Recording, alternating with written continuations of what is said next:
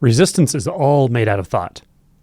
I mean, resistance to life, resistance to people, resistance to situations, resistance to injustices, resistance to emotions, resistance to thoughts. All of that is essentially made out of thought of some form or another. It's made out of, and I also want to say, the mere fact that you're experiencing thoughts, or the mere fact that thoughts are there, is not the culprit, actually. It's the way we interact with thoughts. That's all it is. Resistance, which is at the root of all discomfort, is at the root of all seeking, it's at the root of all unhealthy desire and aversion. It's that from which all anxiety grows out of, or is an outgrowth of, depression, angst, discontent with life in all its various forms, all of that, it's all essentially thought-based. When you see this clearly, it's really good news. And also, we see it in stages. So if we see this clearly enough and consistently enough and in a focused enough way, we will have a shift in identity. Something about the identity will change. Something about your experience of yourself will change. When that first shift occurs, when that shift in the way you experience yourself fundamentally changes. And again, this is not a paradigm shift. It's not a new way of thinking. It's not adopting a new... I mean, you can adopt tremendously different ways of thinking and approaching life than you had before and not have the kind of shift I'm talking about. I mean, the experience of yourself actually changes. When that happens, you see through this pretty clearly. You see through what I'm saying. You see through the barrier of thought, the binding of thought. You see through it on principle. And there is an effect of that. The effect is a sense of spaciousness often, a sense of fluidity, a sense of far more freedom than you had before. And it's actually felt. This is a very felt experience. The way you interpret it varies. Like the way people will interpret this is going to vary a lot. They may call it an awakening. They may not. They may not know what it was. They may call it I am sense. They may call it seeing that there's no separate self. There's all kinds of ways to talk about this. But importantly, with that shift, you see in a practical way that thoughts are not nearly as binding as they seem to be.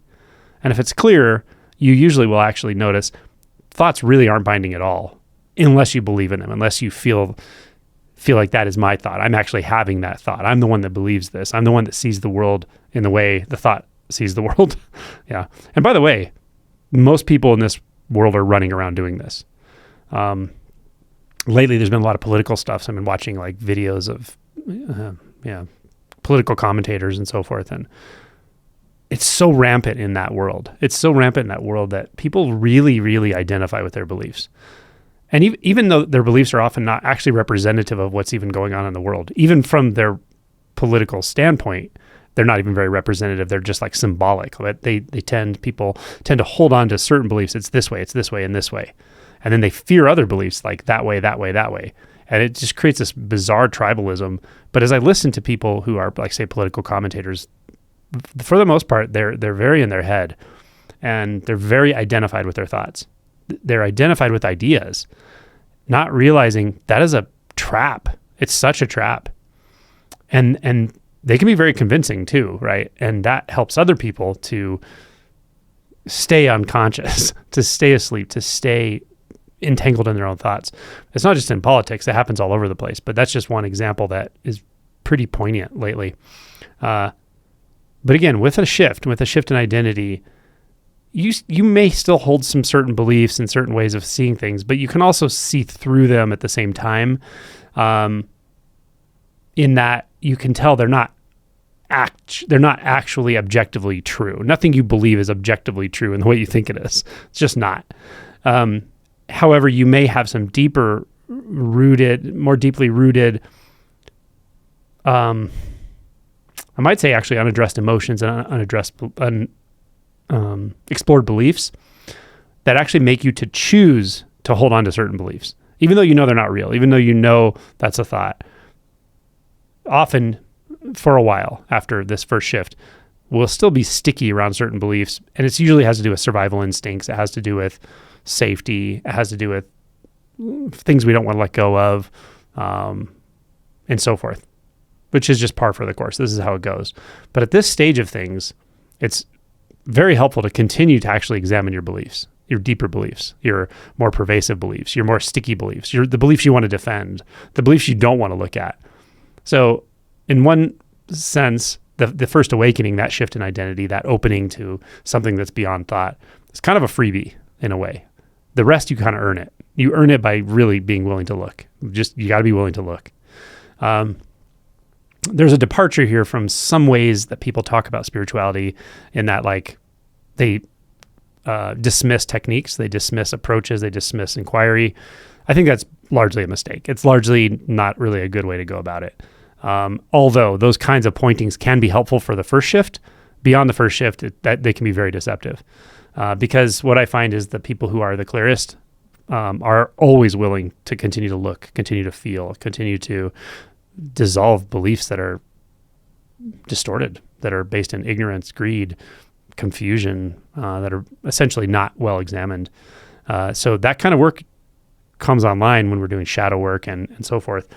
And it's very helpful in that work, when you're really doing that work and you're really getting deep into the emotion body and into beliefs around things. This is when you see what I'm talking about, that all resistance is actually a form of thought somewhere along the line, because there's not much happening at some point. You realize when you start to really know what direct experience is, and you start to have periods of just being in direct experience. I mean, you're always in direct experience, but periods of knowingly being in direct experience and not getting enticed by the mind and lost in thought and lost in seeking. The more you do that, the more you'll actually start to see like, oh yeah, when there's resistance, you can bet there's a thought in place. There's a belief in place that you're not looking at, not wanting to look at, but you're identified with it. That's the key. You're identified with it. As I said earlier, the mere presence of thoughts is not problematic. It's not what causes all the suffering. It's not what causes all the delusion. What causes all the suffering and delusion is identifying with thoughts. So once our identity shifts, we have a great opportunity to completely disentangle ourselves from thought and belief.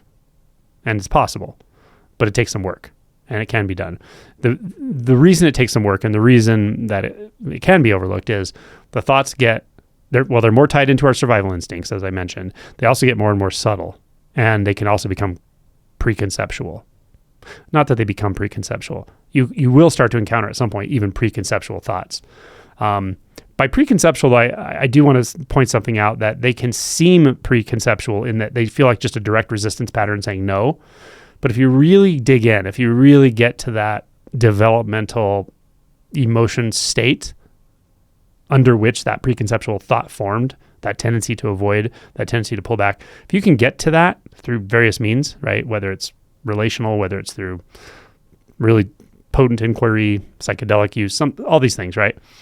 You will find that it even though it's a preconceptual thought, it can actually be stated as a thought, as a belief, as a statement. And when you see it that clearly and you feel it that clearly, often it drops. So, and then it becomes very clear that all resistance is thought-based. Because, and here's the direct evidence, in the direct experience itself, in this, let's just talk about one sense gate, the sensations, the physical sensations, what we call the body sensations. In their own appearing, and they are self-appearing. They appear out of nothing, apparently. But their mere appearance, that's the best way to say it. In that mere appearing, in that merely appearing, or in that mere appearance, it's very clear that there is no resistance. There can't be. The resistance is a response. It's a reaction to that. And it's a learned response, and it's a learned reaction, and it can be unlearned. And if you're willing to see, well, what is my belief about this? My belief may be something like, oh, this pain in my chest, I can't take it, right? This emotional pain, I can't take it. It's too much. Or a thought like, oh, it's going to be there forever. I don't want to look at it. I want to distract myself. In If I stay with it too long, it's going to kill me. If I stay with it too long, I'm going to be depressed, right? If I stay with it too long, fill in the blank, right? These are thoughts, beliefs. They're not actually in the experience. The experience is innocent. It's simple and direct and available. The thoughts, beliefs, etc., the interpretations, those are what is causing resistance. Those are what the resistance is made out of. It's made out of the accumulation of those, but it's also made out of a kind of inception, right? Like the movie Inception, if you bury something deep enough in the psyche, it has profound effects that you only see the effect of the effect of the effect. That's how a lot of these are. You may find yourself suddenly at a 3-year-old emotion level, something like that. You may actually experience that energy of being a 3-year-old and being terrified of being alone in your room. No one's around, no one's here, you're afraid. Something like that as an example. And you can see that even though that 3-year-old is having direct experience, they're also experiencing some form of resistance or dissociation. And you can see that they actually had a conclusion about it. Like, it's not okay to be alone, or something could happen to me, or whatever. It may be a very rudimentary type of thought, but it's an inception. It's placed at a level of inception, right? So deeply in the psyche that we only are aware of the effects of the effects of the effects of it, after all these layers of identity, of developmental identity, have been built on top of it. But in direct examination, the resistance is not the sensation. The sensation is the sensation. And to the degree that you can get down and feel that without making any conclusions, including the conclusion that it's not okay, that it's a problem, that it's shameful, if you can actually feel it without any of those conclusions being mistaken for the sensation itself, you're in a good place. This doesn't take long. Shadow work doesn't take long once you really get what it is. 95% of the difficulty of shadow work is not even knowing what the hell it is, really. Or believing you're doing shadow work and it's just mental. And that's not uncommon either. It's mostly a mix, though. It's a mixture of some direct experience and then some shadow, and not knowing when you're identified and when you're not. Confusion. But when you really get what this is about, it doesn't take long. It really doesn't. It's intense. It surprises you. But at some point, you actually enjoy it. Like, oh, yeah, I really want to go there. That's where I've always wanted to go. It's where I've been avoiding my whole adult life. Why wouldn't I want to go back there? Let me go back and feel it. Feel how intense that fear was. Yeah. Maybe feel how intense that anger was. Maybe feel how intense the grief is. Yeah. So that's it. And then you see clearly, resistance is not in direct experience. It's a reaction to direct experience because of the reflective nature of consciousness.